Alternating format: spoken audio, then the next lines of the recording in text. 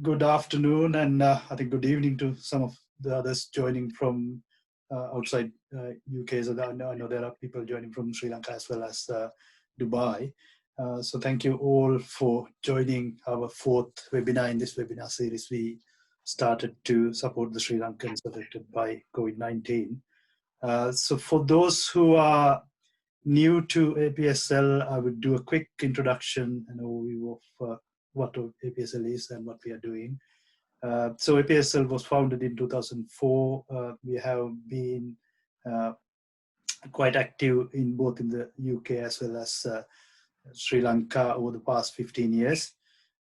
So APSL has started a number of initiatives to support both the professionals in both countries as well as supporting the relief and development efforts in Sri Lanka.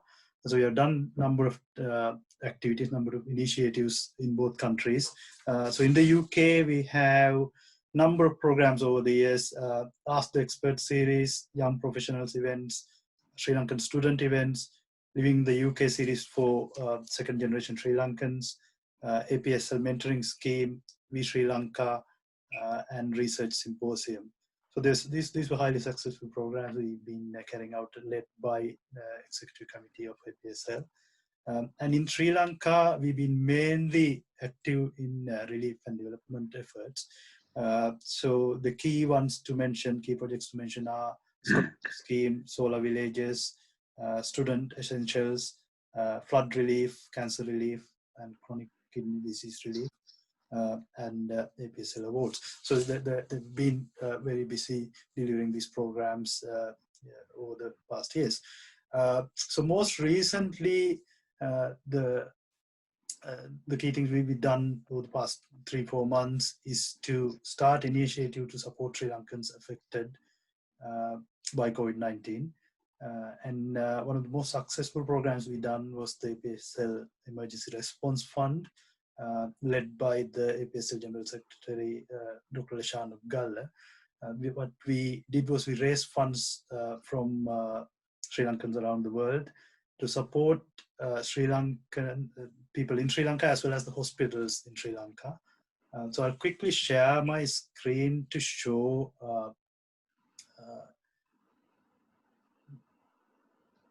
show the sort of activities we've done on that. This will give you sort of an idea what we have done.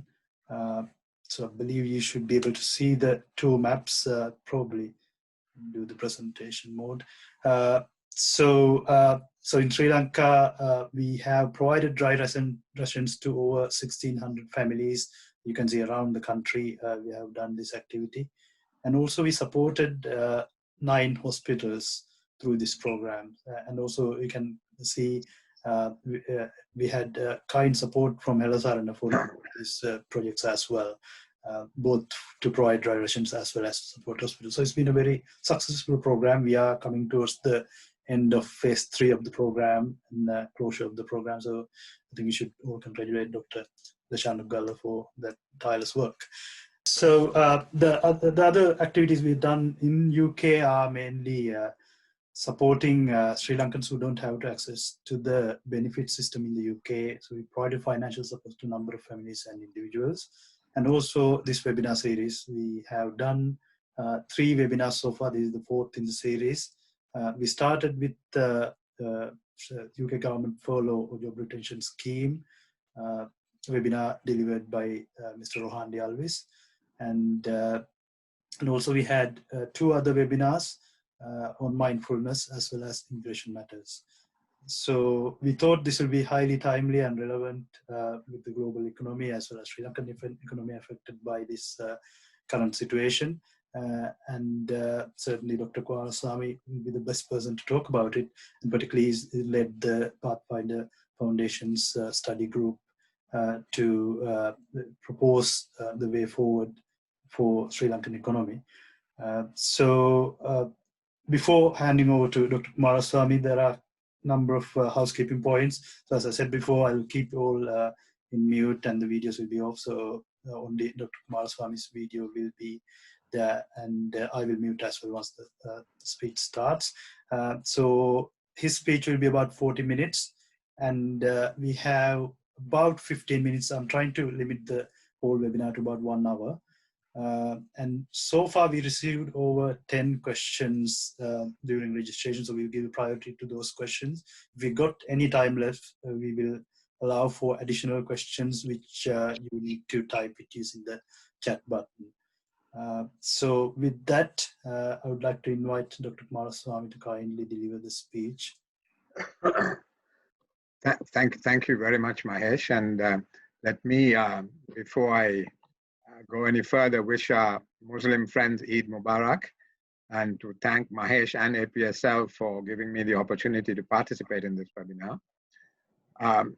I think what was advertised was the new economic vision for post-COVID-19 Sri Lanka, which was the report prepared by a study group put together by the Pathfinder Foundation.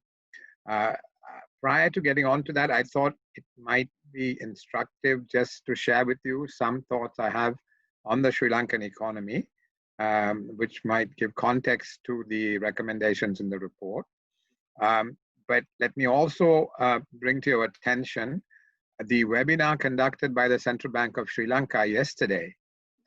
They presented the annual report 2019.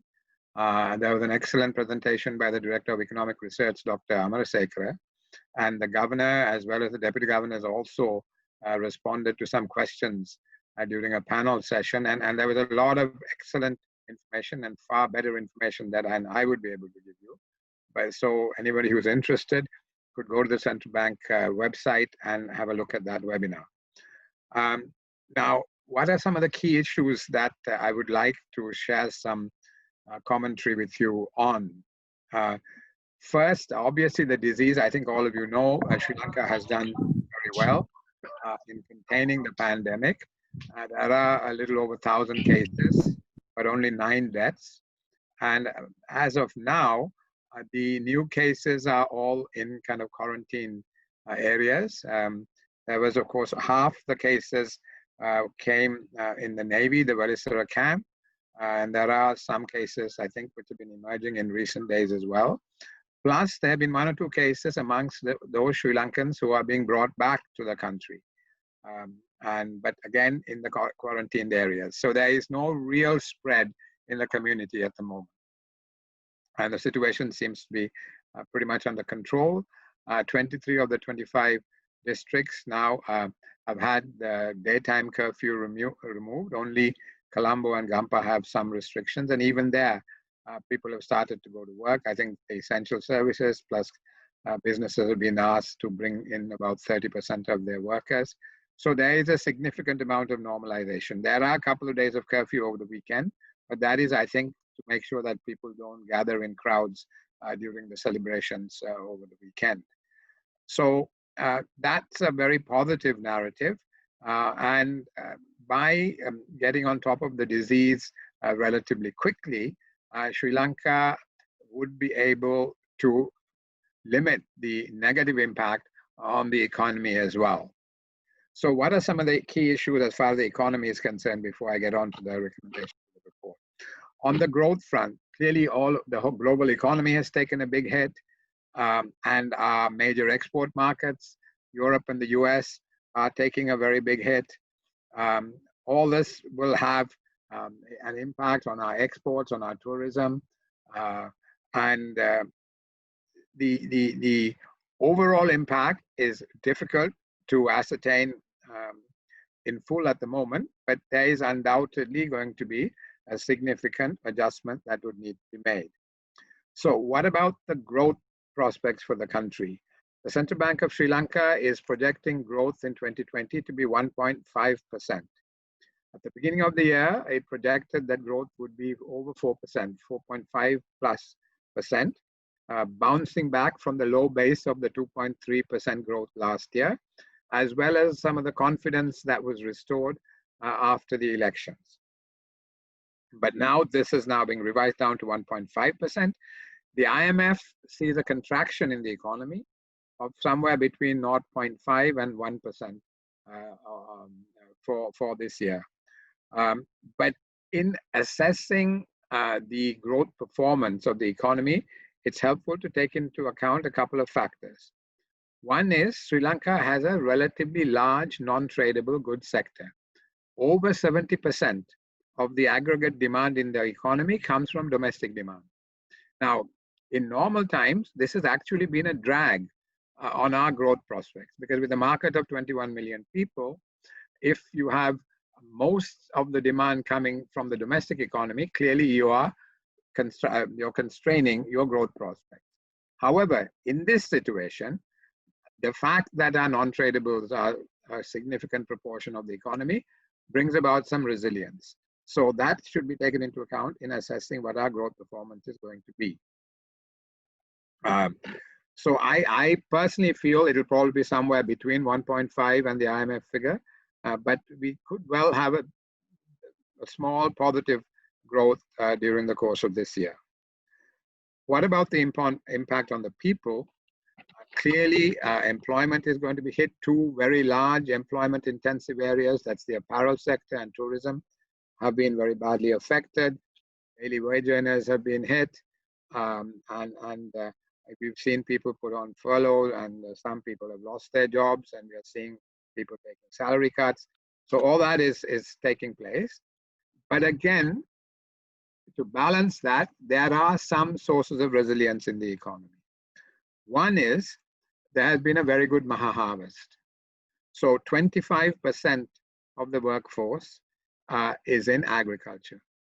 Though they only account for 7% of GDP, 25% of the people are in agriculture, and the harvest has been good. The paddy harvest has been good. Tea prices and rubber prices are not bad. So that segment, hopefully, are in reasonable shape. Then 15% of the workforce is in the public sector, and they are not losing any jobs. They are not having any salary cuts. So 40% of the workforce are largely unaffected. So that, again, when you're looking at the growth prospects, the spending power of that 40% is relatively unaffected, or in fact, somewhat improved because of the good harvest. So again, it's a mixed story as far as people are concerned, and clearly there are people who are under a lot of pressure. The food riots in Maligaw a day or two ago is a reflection that there are people clearly under pressure, particularly in urban areas, the daily paid workers, as I said, and those people who are losing their jobs. So that's in terms of the impact on the people. Another matter which has been a source of comment has been the central bank's, in quotes, money printing. The central bank has been providing large amounts of liquidity, both to the government as well as the financial sector. Now, in normal circumstances, if central banks print large amounts of money, it has a number of very deleterious effects. One is it pumps up aggregate demand, and through pumping up aggregate demand, it has three negative effects. One, it fuels inflation. Two, some of that excess aggregate demand leaks into imports, and the balance of payments comes under pressure. And thirdly, some of that excess liquidity can leak into asset markets. So real estate, share market, those can have bubbles. So that's what happens normally. You know, if you think of a glass of water, if the glass of water is pretty full and you put more liquidity into it, clearly it will overflow. But through the COVID-19 pandemic, there has been a tremendous amount of demand destruction, not only in Sri Lanka, but all around the world. But with this demand destruction, it is like the glass getting emptied out. So you can pour quite a lot of water in without it overflowing. But the challenge is, yes, you fill the glass up through infusing liquidity, which is what the central bank is doing. But you have to know when to pull back. So I don't know, 12, maybe 18 months further down the line, the central bank has to be ready to, so there's a term that the central bank has used, take the punch bowl away just as the party gets going. But that is very challenging because there are lags in monetary policy transmission. So you really have, and that lag can be as much as a year or even a bit more. So really well in advance of the economy beginning to overheat, you have to adjust the monetary policy stance. And that's difficult. And it also, you find that you come under tremendous amount of political pressure because the politicians don't see, are not really willing to look at what's going to happen in a year. They think, well, what's wrong? Why are you pulling all this back when there doesn't seem to be a need to do so? So that is a hard call the Monetary Board and the central bank will have to make further down the line, but that is further down the line. Right now, they're doing absolutely the right thing. They're printing a lot of money, they're supporting the government, and they are giving liquidity to the financial system. And they're doing that well. Then, if I may get on to the next topic is people are worried about Sri Lanka's external debt payments. There's even talk that we might not be able to meet our commitments. But my own view is that we can certainly meet our commitments, even in the worst case scenario. So why do I say that? At present, we have a reserves buffer of US dollars 7.2 billion. Now, between May and December of this year, the total external debt repayments amount to USD 3.2 billion. Now, and there's a further 13 billion due between 2021 and 2023 over those 3 years. So about 4 billion a year. So let me focus on this year. Can we meet our payments this year of 3.2 billion, including a bullet payment of 1 billion in October on an international sovereign bond? Well, let's look at the numbers. So 7.2 billion USD reserves. If one takes 3.2 billion off, it comes down to 4 billion. Now that is a very thin level of reserves and can cause some instability through pressure on the exchange rate. But there are a number of negotiations currently underway. The central bank, or the government rather, I should say, has applied for emergency assistance from the IMF under its rapid financing initiative. And Sri Lanka is entitled to 800 million US dollars worth of emergency assistance, and that those negotiations are underway. And if the IMF negotiations are successful, a further 500 million will be triggered from the Asian Development Bank and another 500 million from the Asian Infrastructure Investment Bank. So there's about $1 billion riding on that. And there's a good possibility of getting another 300 million from the World Bank. So altogether about 2 billion could be available if we are able to negotiate a rapid finance initiative disbursement from the IMF. Side by side with that, there is the China Development Bank has already put in 500 million, and that is now built into the 7.2 billion. A further 700 million could be forthcoming. Plus, the central bank has approached the Reserve Bank of India for a swap arrangement of 400 million. That is pretty much a done deal. India has a SAARC swap. It has earmarked $2 billion of its reserves for SAARC countries. And there's a country limit of 400 million, and we should be able to get our country limit of 400 million. They've also spoken to the People's Bank of China. Plus another line of activity that the government has initiated. They have spoken to the governments of China and India about providing some relief on the bilateral debt as well. There's also a G20 debt relief initiative, but as now an upper middle income country, Sri Lanka doesn't quite qualify, but I think there are some diplomatic efforts being made to see whether we can qualify for that as well. So, when you take all this into account, even if not everything works, there will definitely be enough that works for us to meet our obligation this year. But what we need to keep in mind is that there is 4 billion due to be paid every year for the next 3 years, the next 3 or 4 years. And this emergency financing is likely to be a one-off thing. So we need to be able to get our house in order and have the capacity to access international capital markets. We don't really need to access international capital markets because we probably can get enough official money this year, but we will need to do it in the coming years, and we need to have stable enough conditions to be able to do that next year and beyond. The final thing I'd like to comment on is the exchange rate, and I think for expatriates that's often a matter of interest. The rupee, as you know, depreciated to 200 rupees to $1. It is now appreciated. It's a little over 186. And central bank intervention has been pretty limited. They didn't do really very much of it. It's really, I think what we are seeing now is there's a pretty good balance between inflows and outflows in the forex market. And that's really it. The exchange rate is a price, which is determined by the balance between inflows and outflows.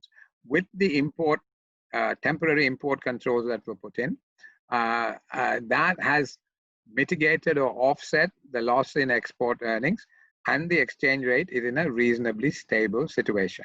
Now, some of you may have seen that those import restrictions have been relaxed to support exports, to support import substitution, etc. But I think the government is trying to calibrate it so that the outflows for these imports will be matched by the pickup in exports on the other side as well as the inflows of loan capital, which will also help to support the import bill.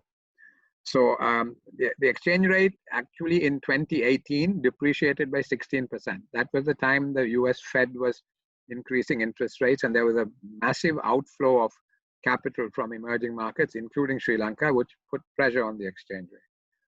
Last year, 2019, the rupee actually, over the year, though there were times when it was under pressure, over the year, it actually appreciated by 0.6%.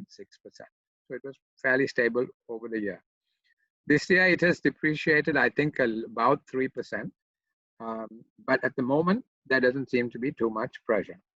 So those are kind of issues I thought I would just run through because these are things which have been the subject of discussion and comment in recent times. So let me now get to the report. The genesis of the report is that President, His Excellency President Gotabaya Rajapaksa requested former Minister Milinda Morogoda to put together a team to make a set of recommendations for a new economic vision for post-COVID-19 Sri Lanka. And Mr. Morogoda put together a team of 20 people comprising academics, think tank people, as well as a number of major private sector figures. In fact, I think some of you may well have got copies of the report. You will see the list of members of the study group and then some others who also contributed. And there are some really high-powered and heavyweight figures who helped us to put this material together. And the report itself, and I should tell you that there has been some traction. Last Friday, the president spent about 2 hours with a group of members of the study group discussing the report. The two principal authors are Ganeshan Vignaraja and Professor Pinnawala, Shisra Pinnawala. Dr. Vignaraja made a presentation of about 20 minutes, and the president had actually sat and engaged for about 2 hours on the report. And then that was Friday morning, last Friday morning. Last Friday evening, that's not yesterday, the previous Friday. Friday evening, Mr. Basil Rajapaksa had met a team and had spent about 2.5 hours again. So there was some very serious engagement with those two key figures of the government on the report. And then just yesterday, Prime Minister Mahinda Rajapaksa also accepted the report. And Gamini Senarath, his secretary, was at the meeting, and he is also the secretary to the task force headed by Basil Rajapaksa, which is has the task of putting together a revival plan. And Gamini Senarath has undertaken to circulate the report amongst the members of the task force. So hopefully the report is getting a reasonable amount of ventilation. And I think also Dr. Nimal Sandaratna, I don't know how many of you read his weekly column. I think tomorrow's column, he said he'd be writing on this report as well. And Dr. Vijay Warner also may do something. So, you know, the report is getting a reasonable amount of ventilation. And of course, you would need to judge for yourself whether it is of value or not. So let me now tell you a little bit about what's in the report. The report comes in, there is a kind of three parts. One, there is a one-pager, the recommendations at a glance, and then there is a matrix of recommendations, and in front of it, there is a preambular section, some narrative in terms of the background. So let me first say what is in the preambular section. It starts off by talking about the tremendous hit that the world economy is going to take. And the one point to distill from that section is that the recovery in the world economy is going to be at, it's not going to be uniform. It will be at different paces across regions, countries, and sectors. So Sri Lanka's pathway of global integration should take into account this differentiation. China has already now recovered to a significant extent. East Asia and Southeast Asia are moving much faster than Europe and the US in terms of recovery. So we need to take these things into account when we are engaging back with the global economy in the post-COVID world.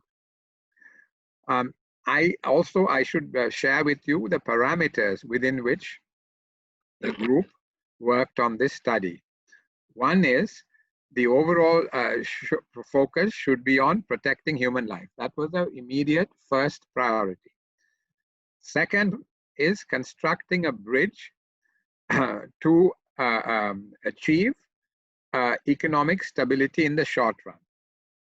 And the third thing is to lay a solid foundation or a sound foundation for robust, sustainable, and inclusive growth in the medium term. So those were the parameters within which the study was undertaken. And the group also concluded that they should highlight three particular points. One is that it flows from what I've told you already, and that is that the hardship of the population should be mitigated to the extent possible. Because the downturn, as I said earlier, is going to imply unemployment, rising poverty, etc., and that should be mitigated. So that was one priority. The second priority is to build fiscal and external reserve buffers to increase resilience of the economy by de-risking it going forward. You know, one of the lessons, key lessons that the East Asians and Southeast Asians learned from the Asian financial crisis of the late 90s was the need to build buffers, to take out insurance. And that is one of the reasons why they've been able to come through this problem also quite well, or very well, because they have buffers. And even Sri Lanka's experience over these last couple of months shows the importance of having buffers, because in areas where we've had buffers, we've had less pressure. Last year, the central bank, as the agent of the government, went to the capital markets twice. Once in March to raise $2.4 billion US, and then again in June to raise $2 billion US. And when we did this, we came in for criticism saying, what are you doing, raising all this money and incurring all this debt? But the thinking behind that was the knowledge that we were going into elections. And when you go into elections in Sri Lanka, whoever is in power, whoever is in opposition, there is usually instability of one sort or another. I mean, nobody anticipated the COVID pandemic, but fortunately, we built up this buffer, thinking that there is going to be instability around the election period, as there always is. Unfortunately, that has now given us a bit of a buffer. So as I said, even in the worst case scenario now, we can pay our debt because we have a little bit of a buffer in terms of the foreign reserves. Another buffer that my colleagues, really, and I had nothing to do with it, the regulators created, was in the area of the banking system. The Bank Supervision Department was very rigorous in implementing the Basel III banking standards and the IFRS 9 accounting standards. And because of that, the capital adequacy and the liquidity ratios in our banking system was quite a bit above the minimum requirements. This has again provided a buffer for the government and the central bank to be able to impose quite a lot of a burden on the banking system in terms of coping with the consequences of the pandemic. So as you know, there are moratoria, uh, there are refinance schemes. So all this has been possible at a time when the government had no fiscal space at all, right? That is one area we have zero buffer. But in the other area, in the financial sector, there was a bit of a buffer, which is now proving to be useful. So this is what we need to do. We need to build up buffers in the system all the time, because the world is becoming more and more uncertain. Leaving aside pandemics, climate change, you're going to have, extreme weather events are going to become more frequent, more intense. So you can't live on the edge, which is what we love, Sri Lankans love to do, basically. We have to be much more restrained, much more forward thinking, and build these buffers in our system. So that's the second priority. The third priority that the group was keen to emphasize was the improvement in the business climate. The World Bank's Doing Business Index came out just today, and I noticed Sri Lanka has improved from 101 to 99. I mean, that is nothing to write home about, because I saw Malaysia and Mauritius are 12 and 13, and all the Southeast Asian countries are basically somewhere in the top 20, 25. India is 62, so we're not even the best in South Asia. So we need to really work hard on improving the business climate, so that the private sector can, restructure businesses and take advantage of new opportunities and create new sources of employment. Let me also, in the preambular section, another point that the group was keen to emphasize was that it is crucial that the way forward should be pragmatic and non-ideological. We need to draw lessons from the low growth, low investment, high unemployment, black market prices, and queues of the 70-77 period. And we also need to draw lessons from the increased vulnerability to external economic shocks, the climate risk, increased climate risks, increased inequality, reduced social protection, and the pandemics of the period since the opening up of the economy in 1977. So both pre-1977 and post-1977, there have been problems from which we need to learn lessons. And really, we have to be totally pragmatic and objective and take emotion out of this thing, which is we find it very difficult to do that as a country. And look for what works. What is the solution? It can be the state doing it, it can be the private sector, it can be a partnership, it can be civil society. Who can do this job best and get it done? It should be Sri Lanka Incorporated that operates. This is something we find difficult to do, but somehow we need to make that leap in terms of the modus operandi of the country and look for solutions, the best possible solutions. Do a cost-benefit analysis. What does this work? Does it not work? And we need to be really clear-headed in the way we go forward. And also, I think this whatever strategy we adopt needs to leverage our fantastic location, the strategic location, as well as the excellent relations we have with all the major countries. So that's something that we need to do. And the final point the preambular section makes, which I would like to share with you, is that in recent years, or for a number of years now, there has been a contention that the role of the state should be downsized and reduced. This has been quite popular in the West, and some of the international agencies have also propagated this. But what this pandemic has shown is that when societies face massive challenges, it is only the state that has the capacity to respond effectively. And here Sri Lanka has an institutional legacy that can be modernized to play such a role. For instance, in the early stages of the lockdown, of the curfew, and there was a need to get essential foodstuff, etc. The people, Satosa, the much maligned Satosa, played a good role given its national reach.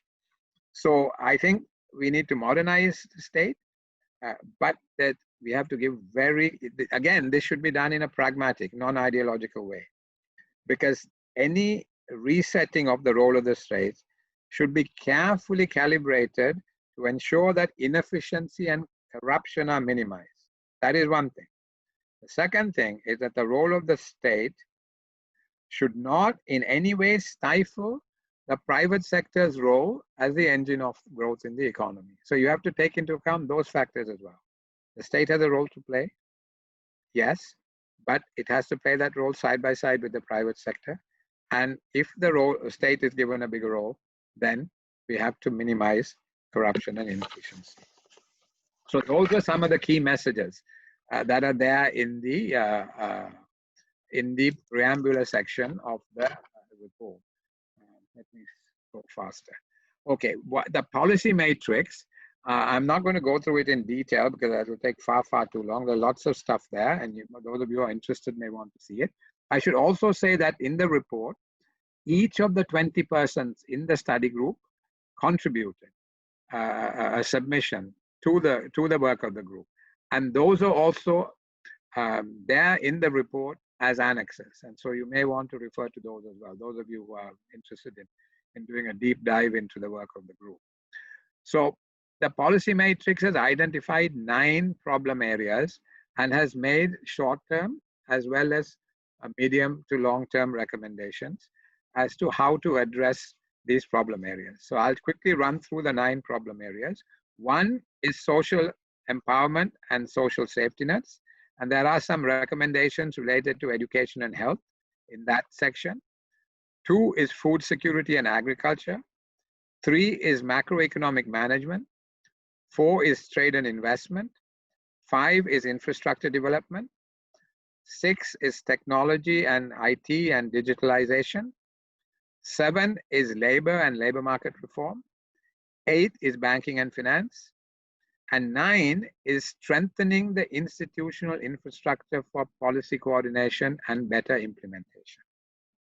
So those are the 9 areas, and there are very specific recommendations in the matrix that you may want to see. But what I'm going to do is really limit myself to some key messages which are distilled from those recommendations in the matrix. So what are those key messages? One is it's essential to improve food security and livelihoods by modernizing agricultural systems and designing well-targeted social protection. Now on this, as far as our agriculture is concerned, as I said earlier, 25% of the workforce is involved with agriculture. It has agriculture as its primary source of income. But agriculture only accounts for 7% of GDP. So it is a highly inefficient, low productivity sector.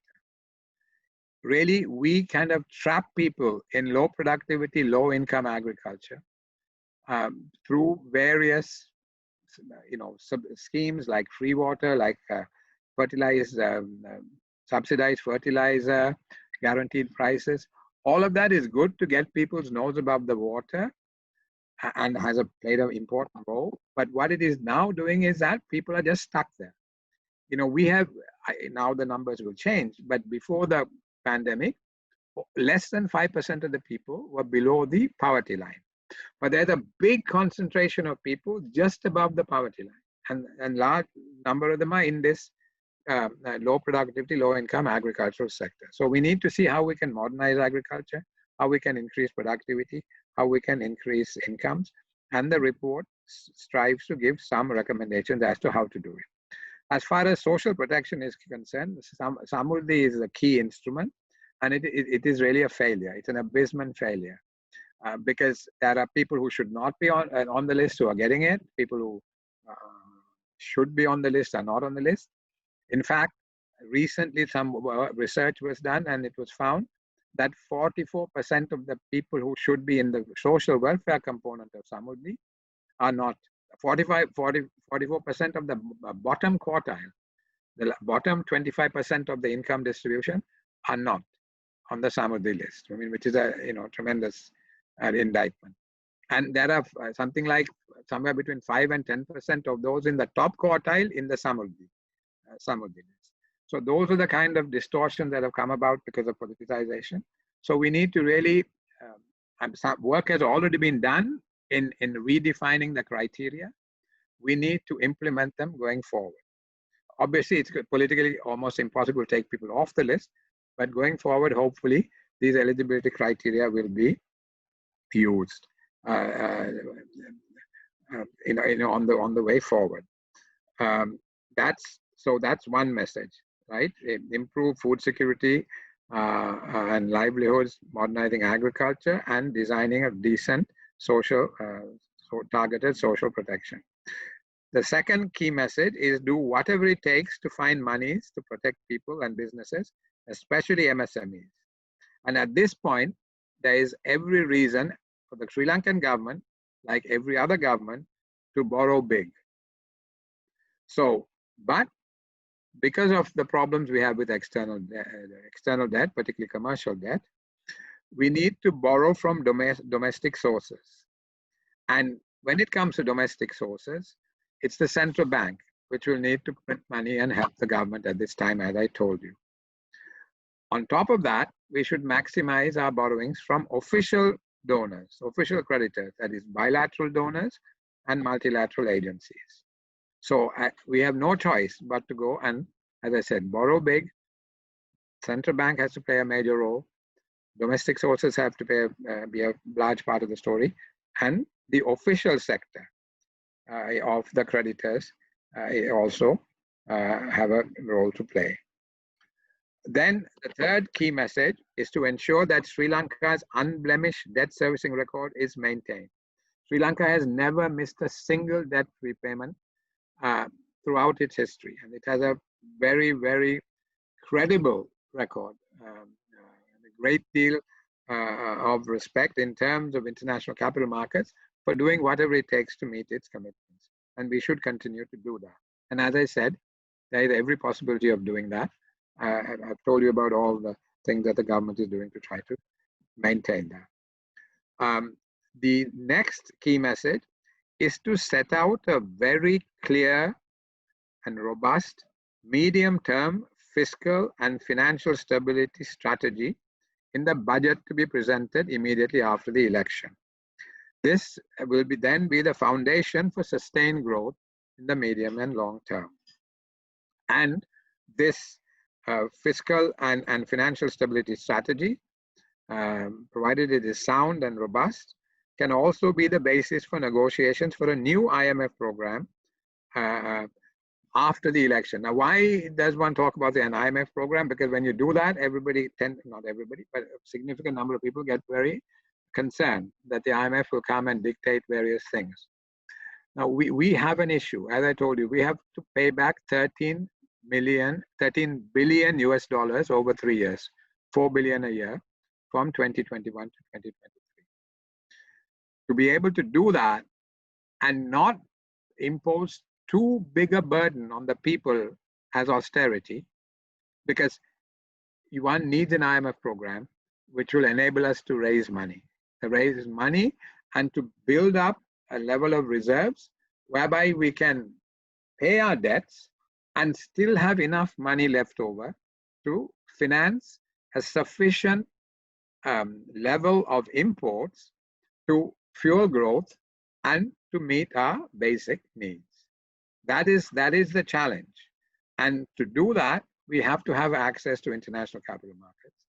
And in the current climate, it will not be possible to access those markets without an IMF program. So I think, in my view anyway, we should work towards an IMF program. And there is merit in negotiating that program earlier rather than later, and to do it almost immediately after the elections. Because in this COVID-19 related climate, the IMF can't possibly impose a lot of austerity on any country.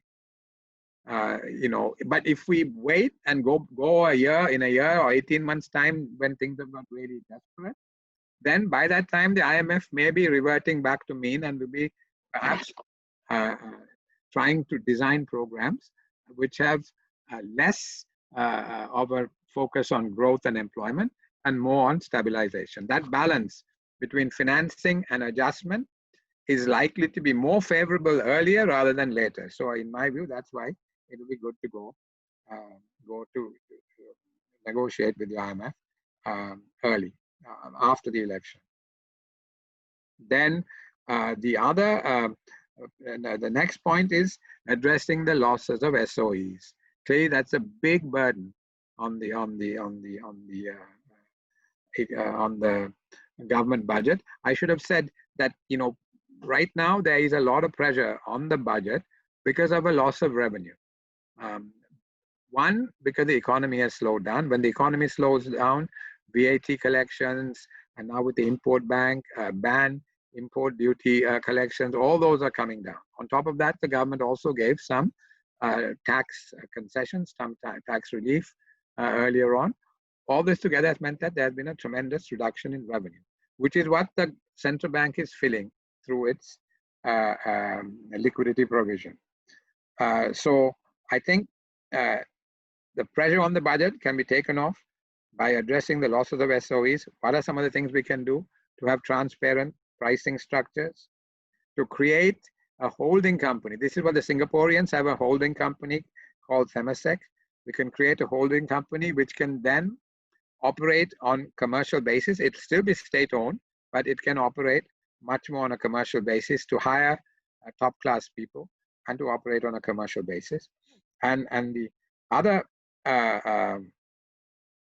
thing is, and this is not really part of the government's program at the moment, but I suspect they will come to consider this, and that is the sale of non-strategic assets.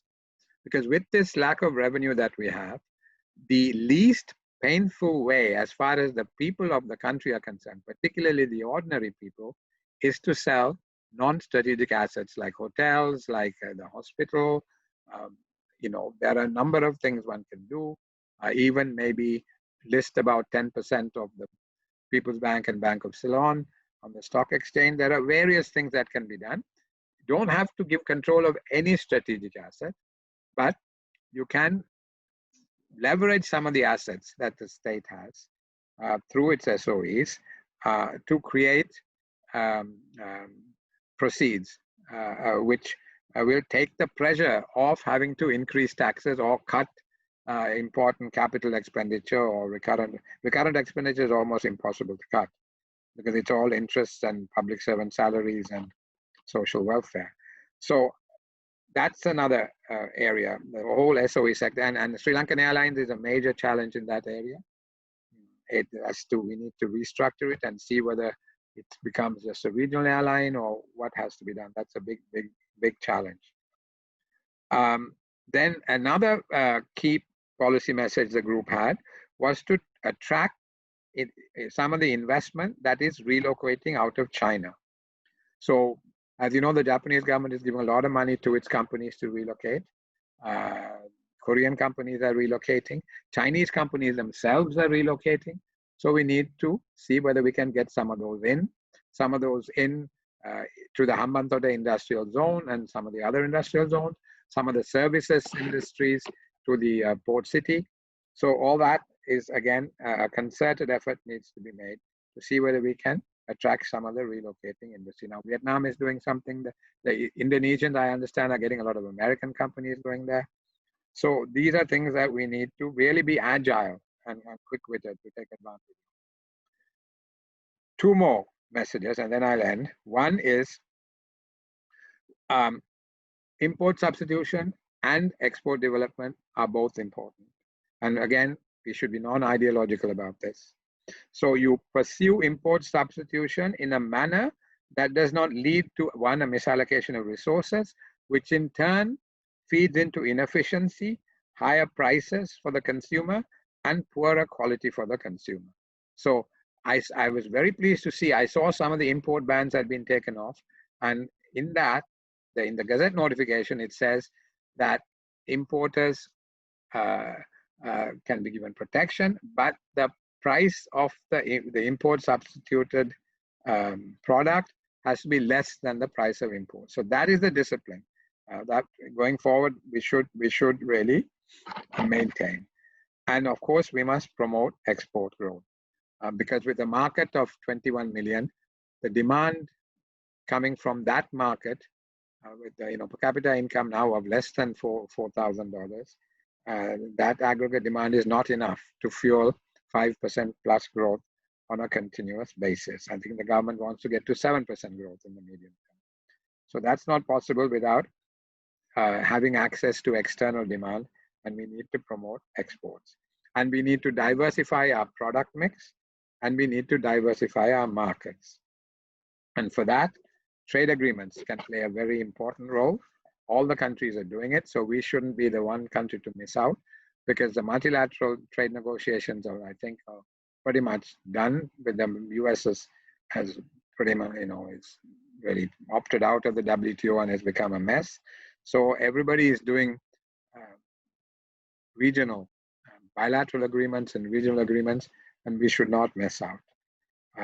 And also trade facilitation is important to make sure that transaction costs are reduced in the cross-border movement of goods and services. So those are some of the key messages. As I said, there's a whole host of stuff in the matrix, which I would encourage you to look at, and also the submissions from the members of the group, which are very interesting. So with that, let me finish. On behalf of everyone, I would like to thank you so much for the talk, and we all, I'm sure, learned a lot. Again, I'd like to thank everybody for joining as well. It's certainly good to see a number of people from outside UK joining as well. And we plan to continue this webinar series in the coming weeks. We have our AGM on the 30th, Saturday 30th. And yeah, thank you again, Indrajit, and for all of you, have a wonderful weekend.